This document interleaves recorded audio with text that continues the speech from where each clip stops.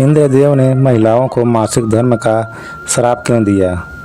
भागवत पुराण के अनुसार स्त्रियों को मासिक धर्म क्यों होता है, इस बारे में एक पौराणिक कथा मिलती है।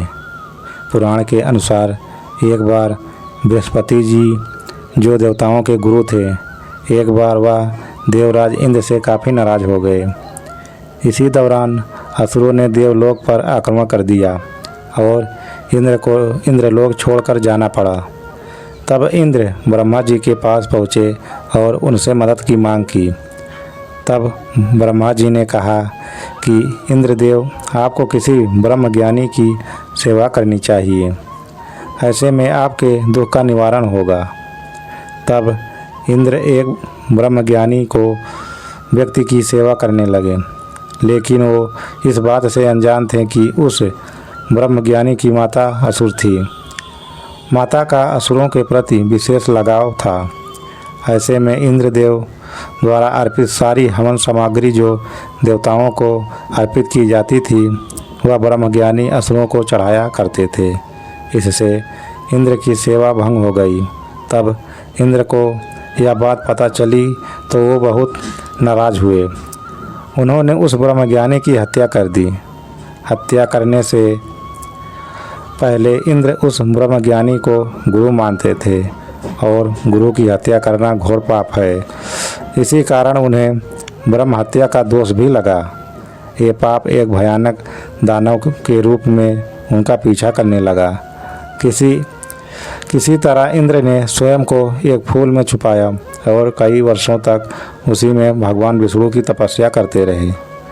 भगवान विष्णु प्रसन्न हुए और इंद्र को ब्रह्म हत्या के दोष से बचा लिया। उन्होंने इस पाप मुक्ति के लिए एक सुझाव दिया। सुझाव के अनुसार इंद्र ने पेड़, जल, भूमि और स्त्री को अपने पाप का थोड़ा थोड़ा अंश देने के लिए मनाया। इंद्र की बात सुनकर वह तैयार हो गए। इंद्र ने उन्हें एक एक वरदान देने की बात कही। सबसे पहले पेड़ ने ब्रह्म हत्या के पाप का 1/4 हिस्सा लिया, जिसके बदले में इंद्र ने पेड़ को अपने आप जीवित होने का वरदान दिया। इसके बाद जल ने 1/4 हिस्सा लिया, जो इंद्र ने जल को वरदान दिया कि जल को अन्य वस्तुओं को पवित्र करने की शक्ति होगी। तीसरे पड़ाव में भूमि ने ब्रह्म हत्या का दोष इंद्र से लिया। बदले में इंद्र ने भूमि को वरदान दिया कि भूमि पर आने वाली कोई भी चोट उसे कोई असर नहीं होगा और वो फिर से ठीक हो जाएगी। आखिर में स्त्री ही शेष बची थी। इंद्र का ब्रह्म हत्या का दोष स्त्री ने लिया। बदले में स्त्री को वरदान दिया कि स्त्री को हर महीने मासिक धर्म होगा, लेकिन महिलाएं पुरुषों की अपेक्षा कई गुना ज़्यादा काम का आनंद उठा सकेंगी। पौराणिक मतों के अनुसार स्त्रियां ब्रह्म हत्या यानी अपने गुरु की हत्या का पाप सदियों से उठाती आ रही हैं, इसलिए उन्हें मंदिरों में अपने गुरुओं के पास जाने की इजाज़त नहीं है। मान्यता है कि तभी से स्त्रियां में मासिक धर्म का होना शुरू हुआ। हालांकि आधुनिक युग में वैज्ञानिक मत को मानने वाले लोग इन बातों को गंभीरता से नहीं लेते हैं। इस तरह की 5 कहानियाँ काफ़ी सारी हैं और यह कहना इंद्र ने ब्रह्म हत्या से बचने के लिए अपने पाप का हिस्सा सबको हिस्सा बांट दिया, यह पौराणिक कहानियों के अनुसार है। इस तरह की इस विषय पर काफ़ी कहानियाँ हैं और मैं एक कहानी यह भी है कि एक बार एक राजा की कन्या अपनी सहेलियों के साथ वन में आखेट करने गई। उसके एक तीर छोड़ा एक मुनि को जाकर लगा। राजा की पुत्री और उसकी सहेलियों के द्वारा हंसी के कारण मुनि ने उनको श्राप दिया कि जिस तरह मैं भी बिना किसी कसूर के अपने शरीर से रक्त को निकाल रहा हूँ, उसी प्रकार हर माह में तुम भी स्त्री बिना किसी कसूर के अपने शरीर से रक्त को निकाल लोगे।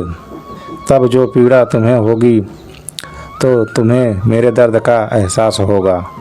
आज के समय में लोग का नज़रिया बदल गया है, जिसके साथ साथ लोगों की सोच महिलाओं के प्रति भी बदल गई है। ठीक उसी प्रकार आज हम जिस बारे में आपसे बात करने वाले हैं, पहले इस विषय पर कोई चर्चा नहीं करता और ना ही खुलकर बात करता है।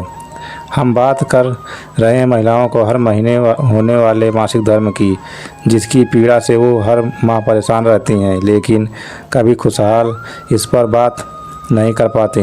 कई बार मन में ये प्रश्न आता है कि आखिर स्त्रियों को मासिक धर्म क्यों होता है?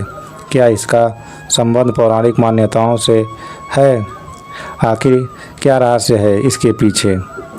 भागवत पुराण में रचित कहानी के अनुसार स्त्रियों को होने वाला मासिक धर्म को श्राप से जोड़कर बताया गया है। कहानी के अनुसार बताया जाता है कि एक बार इंद्र भगवान से बृहस्पति देवता काफ़ी नाराज थे और इसी कारण उन्हें देवलोक पर आक्रमा कर दिया, जिससे इंद्र अपनी गद्दी छोड़कर भाग गए। दोस्तों, बस इसी कारण स्त्रियों को मासिक धर्म होता है। और अगर वीडियो पसंद आई हो तो चैनल को सब्सक्राइब ज़रूर करें और वीडियो को शेयर ज़रूर करें। जय श्री राम।